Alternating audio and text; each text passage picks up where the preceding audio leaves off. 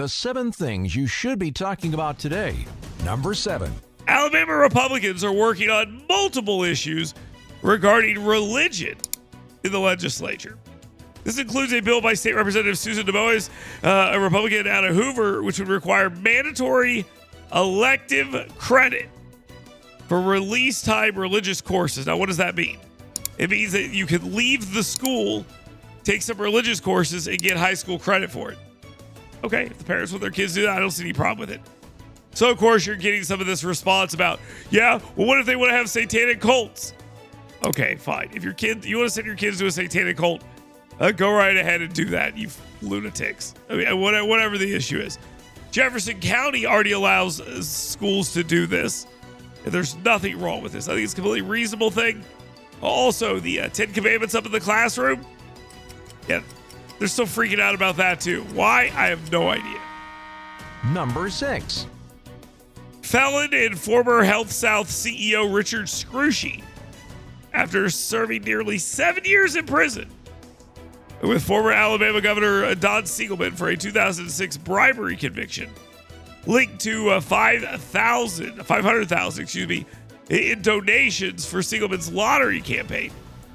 Told Yellowhammer News his legal team has uncovered sworn affidavits and witness testimony indicating the Department of Justice may have suppressed exculpatory evidence. Good luck. They've been fighting this battle for as long as I've been in Alabama. Don't know why he cares. He wants to clear his name, I'm sure. But here's what I do know. Federally, Democrats, Republicans have all looked at this and been like, yeah, whatever, who cares? They've had all these similar arguments. I don't think this goes anywhere. Man, this is not what you want up if you're looking at a lottery right now. Number 5. U.S. Representative Barry Moore has committed to co-sponsoring a censure resolution with U.S. Representative Tony Nils, a Republican out of Texas. That would be against Al Green, also out of Texas, who was shouting, "No mandate to cut Medicaid," which Donald Trump said the day before, "I'm not going to cut Medicaid." So I don't know why we're doing this, but it was out there. Speaker Mike Johnson ejected Al Green from the House because he wouldn't sit down and be quiet. The media, of course, what about Joe Wilson? What about Marjorie Taylor Greene? What about him? They screamed, which is undignified, and then they sat down and the speech continued. But sure, let's pretend it's the same thing. Look, let's just fast forward to the end of this where nothing happens to him and the media calls guys like me racist.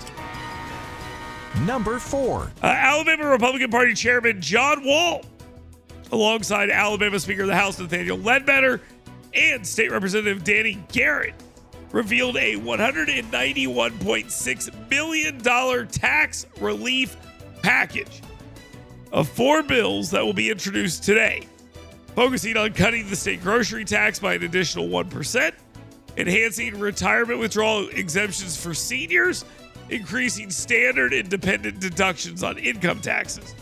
Wall tied the initiative to Donald Trump's national tax cut leadership, noting it extends the GOP's $1.4 billion in tax reductions since 2021. Wall argued as the plan builds on the party's 2023 grocery tax cut, it lets Alabamians keep more of their savings. I will say this.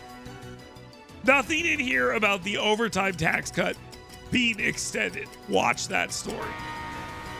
Number 3. U.S. Representative Gary Palmer.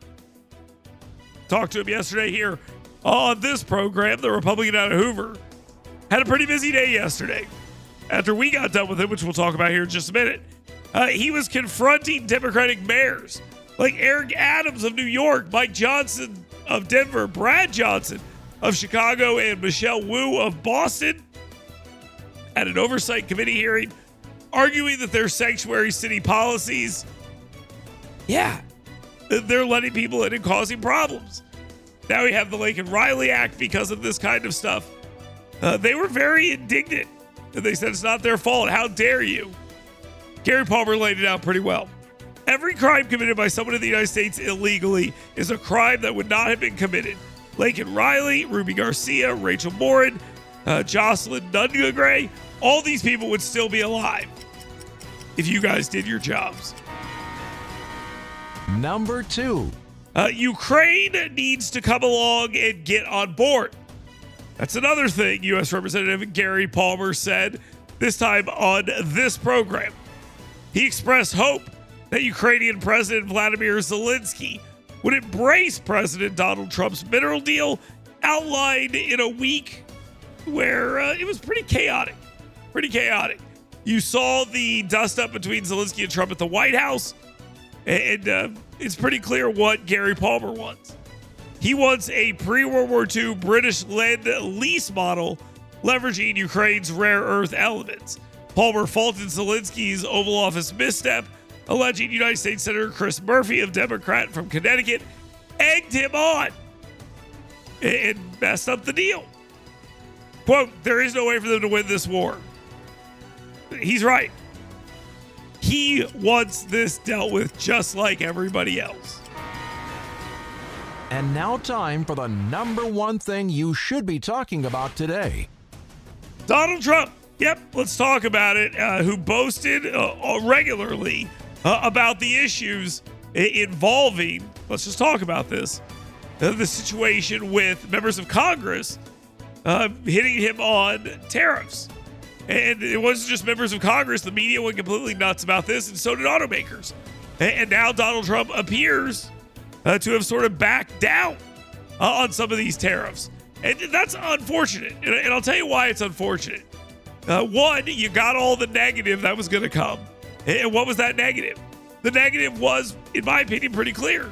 A stock market that reacts negatively to all the things that go on with tariffs. You have that happening. Then you have the counter tariffs put in place by Justin Trudeau.